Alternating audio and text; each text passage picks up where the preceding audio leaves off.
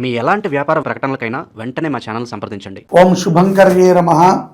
గురు బ్రహ్మ గురుర్విష్ణు గురుర్దేవో మహేశ్వర గురు సాక్షాత్ పరబ్రహ్మ తస్మై శ్రీ గురవే నమః. ఆదిత్యాయ చ సోమాయ మంగళాయ బుధాయ చ గురు శుక్రః శనిభ్యశ్చ రాహవే కేతవే నమః. నిఖిల శ్రేయోదాయిని సర్వకార్య సిద్ధిప్రద పరబ్రహ్మస్వరూపిణి శుభంకరీ నమోస్తుతే. అస్మత్ శ్రీ గురుచరణారవిందాభ్యాం నమః. శ్రీ శ్రీ శ్రీ గణపతి సచ్చిదానంద సద్గురుభ్యో నమో నమః.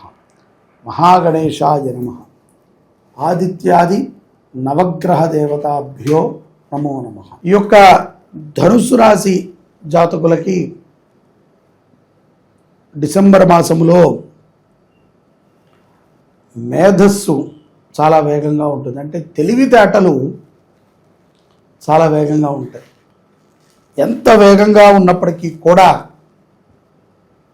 ఎవరైనా మీ దగ్గరకు వచ్చి ఏదైనా ఒక సలహా ఇచ్చినా, ధనుస్సు రాశిలో ఉన్నటువంటి స్త్రీ పురుషులు ఎవరైనా సరే ఏదైనా మీకు ఒక మంచి సలహా ఇచ్చి అలా కాదు ఇలా చేస్తే బాగుంటుంది అని అన్నా, లేకపోతే మీరు చేసే దాంట్లో ఈ మార్పు చేసుకోవాలి అని అన్నా, లేదా మీరు చేసే దాని గురించి వారు ప్రశంసించకపోయినా, లేకపోతే వారు పట్టించుకోకపోయినా మీకు కావాల్సిన వాళ్ళు ఎక్కడ లేనటువంటి కోపం మీకు రావటం కాకుండా ఎంతో అవమానపరుస్తారు అటుపక్క వ్యక్తిని.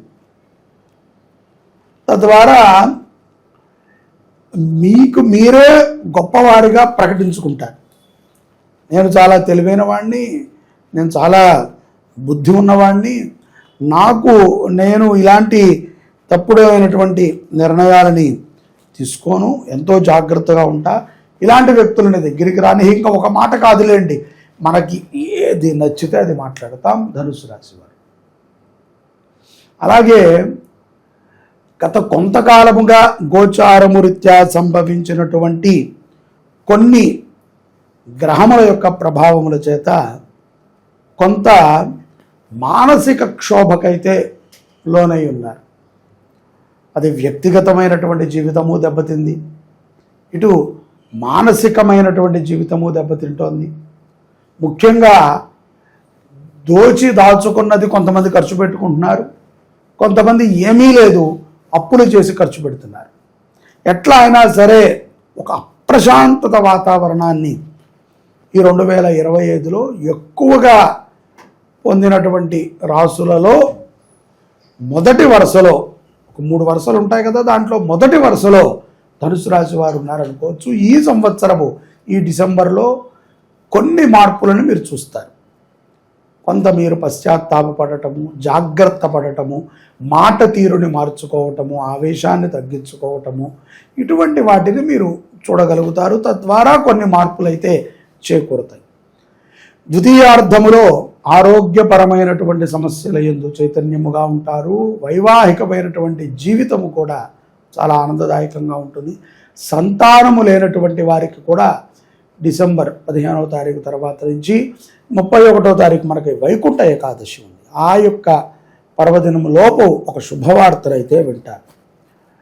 ప్రతి వారాంతములో కూడా ఈ శనాది వారాంతాలు అంటారు కదా, అటువంటి రోజున కొంత సర్వసాధారణంగానే ఏదైనా పని లేకపోతే కొంత లేజీగా ఉండేటువంటి ధనుసు రాశి జాతకులు ఈ యొక్క వారాంత విషయముల్లో దూర ప్రయాణాలకు చేసేటువంటి అవకాశములు కూడా ఎక్కువ గోచరిస్తూ ఉన్నాయి. అలాగే వ్యాపారము చేసుకునేటువంటి వారికి కూడా కొంత పోలీసు నోటీసులు రావటము, కొంత ప్రభుత్వపరమైనటువంటి చికాకులు ద్వితీయార్థంలో సంభవిస్తాయి. ఇవన్నీ ఇట్లా ఉన్నప్పటికీ కూడా ఆకస్మికంగా ధనలాభము, ఆకస్మికంగా మిత్రులు రావటము, ఇలాగా ఒక 2-3 గంటల కష్టముతో ఉండగా ఎవరో వచ్చేదో ఒక శుభవార్త చెప్పటము, ఆ మూడునట్టు తీసుకువెళ్ళటం, మళ్ళీ తెల్లవారితే మళ్ళీ ఒక 2-3 గంటలు దీని మీద మథనము, మళ్ళీ అటు వెళ్ళటం, ఇట్లా కొంత ఒక రకమైనటువంటి బిజీ ఒత్తిడి. ఎట్లా అంటే ఒక రకమైనటువంటి ఒత్తిడి. దీనితో పాటుగా భార్య కుటుంబీకులతో కొంత వాగ్వాదము, కొంత వాళ్ళతో కొన్ని మాటలు, కొన్ని అవమానాలు, కొన్ని ఆనందాలు కూడా, ఇవన్నీ కూడా కలమడిగా ఉంటుంది ఈ యొక్క ధనుసు రాశి వారికి డిసెంబర్ మాసం. మీరు ఈ యొక్క మాసంలో ఆదివారము కానీ మంగళవారము కానీ అన్నదానం చేయటం మంచిది. అన్నదానము ఎందుకండి మంచిది అంటే కనుక పూర్వజన్మ పాపములు పోతాయి. ముఖ్యంగా ఒకడికి అన్నం పెట్టేటువంటి ఒక బుద్ధిని మనం కలిగి ఉండాలి. చేసిన వాళ్ళకే మనం ఎక్కడో బాగా వైభోగంగా అన్నదానం జరుగుతోంది, అక్కడ మనము ఏదో ఒక సముద్రంలో నీటి బొట్లాగా అక్కడిద్దాము అని అనుకోకుండా మన దగ్గరలో ఉన్న గుళ్ళోనో లేకపోతే మనకు తెలిసినటువంటి సంస్థల్లోనో అవసరం ఎక్కడుందో అక్కడ అన్నదానం చేయాలి. అది కూడా అపాత్ర దానము ఈ మధ్య చాలామంది చేస్తూ ఉంటారు. తీసుకువెళ్ళిపోయి క్రిస్టియాలిటీలో ఉన్నటువంటి కొన్ని అనాథాశ్రమాలకి అక్కడ చేసేయడం, చేసేసామండి ఎక్కడ చేస్తే ఏంటి అంటున్నారు. ఎవరైనా ఒక క్రిస్టియన్ వచ్చి తన యొక్క జన్మోత్సవాన్ని దగ్గరలో ఎక్కడ గుళ్ళు లేవని, ఎక్కడ చర్చిలు లేవని ఆ గుళ్ళో చేస్తున్నాడా? ఒక ముస్లిం చేస్తున్నాడా? మన హిందువులకి మాత్రమే ఈ యొక్క దుర్బుద్ధి కలిగింది. అందరము ఒకటే, అందరము ఒకటే, అన్ని జీవరాశులు ఒకటే, అందరము ఒకటే, అన్నీ ఒకటే అని అనుకున్న వాళ్ళతో ఒకటి. అందరూ ఒకటేనండి అని చెప్పి నువ్వు వెళ్ళి అటువంటి భావన లేని వాడిని కలపడానికి ప్రయత్నం చేస్తే వాడు కలవడు కదా, నీలో ఉండేటువంటి భావనని కూడా వాడు చెడగొడతాడు. చెడిపోవటం మనకి చాలా వెనతో పెట్టినటువంటి విద్య. ఎవరైనా ఏదైనా ఒక ఆకర్షణీయమైనటువంటి విషయాన్ని చెప్పారంటే 2 రోజుల్లో మనం వాళ్ళని పాపులర్ చేస్తాం. చూస్తున్నాం కదా ఈ మాధ్యమాల ద్వారా.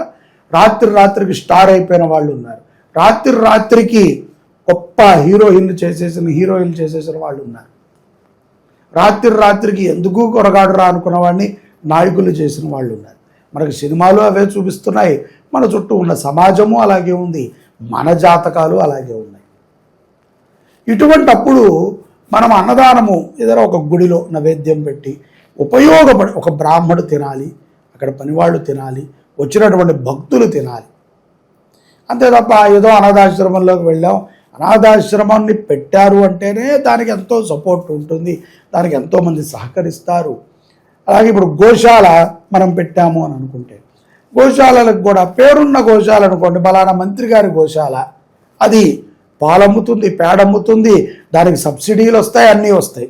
అదే మా శుభంకరి గోశాలకి ఒక సబ్సిడీ రాదు, ఒక పాలమ్మటానికి ఉండదు, ఆఖరికి స్థలము కూడా ఉండదు. పెట్టుకుంటే పెట్టుకో, తీసేస్తే తీసేయి. దీన్ని మేము చేయమన్నామా? తీసుకెళ్ళి మా గవర్నమెంట్ ఆవులతో కలిపి అది ప్రమాదంలో పోతాయి, వాటిని పట్టించుకునేవాడు ఉండడు.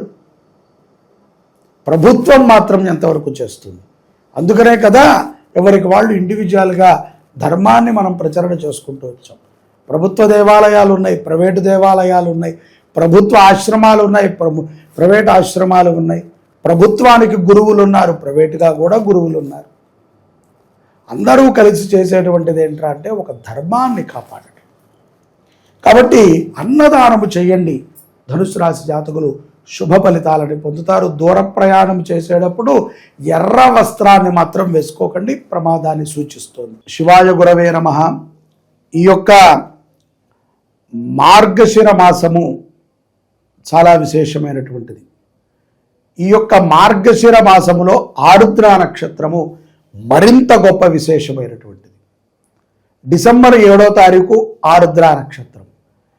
ఈ రోజున శివుడు జన్మించినటువంటి, అంటే శివుణ్ణి బ్రహ్మ విష్ణువు పరమేశ్వరుడిగా గుర్తించినటువంటి రోజు.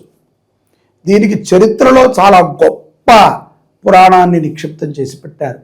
శివ పరంపర ప్రారంభమైనది ఎప్పుడయ్యా అంటే మార్గశిరములో వచ్చినటువంటి ఆరుద్ర నక్షత్రం. ఆ నక్షత్ర ప్రమాణం, అందుకనే ఇది శివుని యొక్క జన్మ నక్షత్రము అంటారు. ఇప్పుడు ఒక్క శివరాత్రి మనము జాగారం ఉండి శివనామస్మరణ చేస్తేనే కోటి జన్మ కృతం పాపం అంటున్నాం. అలాంటిది మార్గశిర మాసములో ఆరుద్ర నక్షత్రము రోజున శివ దర్శనము చేసిన, శివ స్మరణ చేసిన, శివుడికి అర్చన చేసిన, శివాభిషేకాన్ని చూసిన, శివుని యొక్క నామాన్ని విన్నా మనకి పునః భూలోకం మీదకి వచ్చే అవకాశం లేదు. ఎందుకంటే అంత గొప్ప పుణ్యం. మార్గశిర మాసములో ఆరుద్ర నక్షత్రానికి అంత పుణ్యం. అటువంటిది శ్రీ శుభంకరి దేవస్థానంలో డిసెంబర్ 7వ తారీఖున స్వామివారికి ఉదయం ఏకాదశ రుద్రాభిషేకాన్ని చేస్తున్నాం మహాన్యాసపూర్వకంగా. దానితో పాటుగా నందీశ్వరుడికి కూడా చేస్తాం.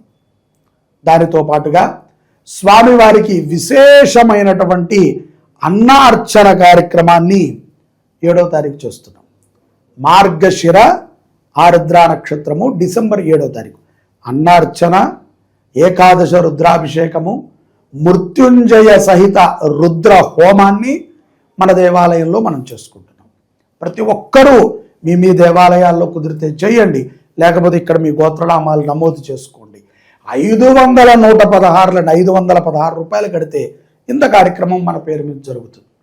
అందరూ ప్రతి ఒక్కరూ కూడా అవకాశం ఉన్నవాళ్ళు 516 చెల్లించటం, మన పేరుని నమోదు చేసుకుంటాం.